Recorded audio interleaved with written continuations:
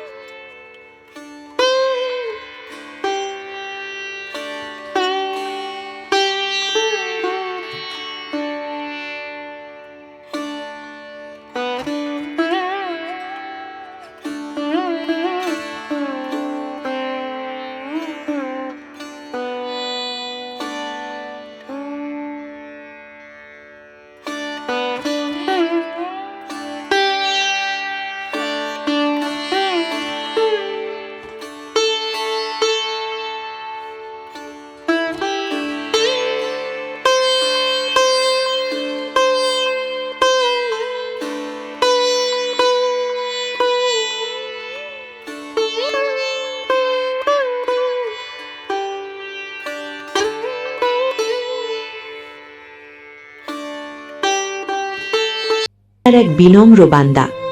প্রতি রাতে ঘুরে বেড়াতেন মদিনার পথে, দেখতেন কেউ অভুক্ত আছে কিনা, কেউ অসুস্থ আছে কিনা।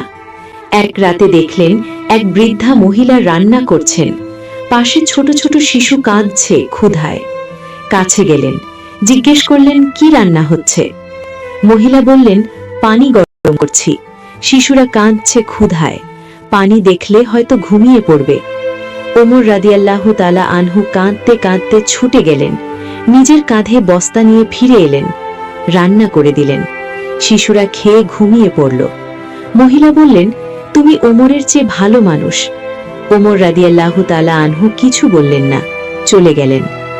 ওমর রাদিয়াল্লাহু তাআলা আনহু এর ছেলে একবার অন্যায় করলেন।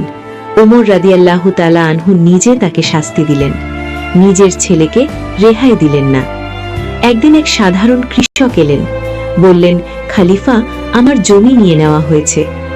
ওমর রাদিয়াল্লাহু তাআলা আনহুর সাথে সাথে উঠলেন, বললেন চলো এখনই দেখব। সেই জমি ফিরিয়ে দিলেন, বললেন আমি যদি একজন সাধারণ মানুষের হক রক্ষা না করি আল্লাহর কাছে কি জবাব দেব। 644 সালের এক ফজরের সকাল ওমর রাদিয়াল্লাহু তাআলা আনহু নামাজে দাঁড়ালেন। হঠাৎ একটি ছুরির আঘাত, পেটে 6টি ক্ষত, মাটিতে লুটিয়ে পড়লেন ওমর রাদিয়াল্লাহু তাআলা আনহু। কাছের লোকেরা ছুটে এলেন, বললেন আমিরুল মুমিনিন কে করেছে? ওমর রাদিয়াল্লাহু তাআলা আনহু বললেন আল্লাহর শুকরিয়া, আমি মসজিদে সিজদার জায়গায় শহীদ হচ্ছি। মৃত্যুর আগে ছেলেকে ডাকলেন, বললেন আয়েশা রাদিয়াল্লাহু তাআলা আনহার কাছে যাও, বলো ওমর অনুমতি চাইছে রাসূল সাল্লাল্লাহু আলাইহি ওয়াসাল্লামের পাশে কবর দেওয়ার। আয়েশা রাদিয়াল্লাহু তাআলা আনহা বললেন সেই জায়গা আমি নিজের জন্য রেখেছিলাম, কিন্তু উমরকে দিয়ে দিলাম। উমর রাদিয়াল্লাহু তাআলা আনহু শেষ নিঃশ্বাসে বললেন আলহামদুলিল্লাহ। উমর রাদিয়াল্লাহু তাআলা আনহু মাত্র 10 বছর 6 মাস খলিফা ছিলেন, কিন্তু পুরো পৃথিবী বদলে দিয়েছিলেন। দিনে শাসক, রাতে ফকির, সবার কাছে কঠোর, আল্লাহর কাছে বিনম্র। তুমি কি ভাবছো এত ক্ষমতা থাকলে কি করতে? ওমর রাদিয়াল্লাহু তাআলা আনহু সেই ক্ষমতা দিয়ে শুধু আল্লাহর বান্দাদের সেবা করেছেন। আল্লাহ আমাদের ওমর রাদিয়াল্লাহু তাআলা আনহু এর মতো একটি ন্যায়পরায়ণ অন্তর দান করুন। আমিন।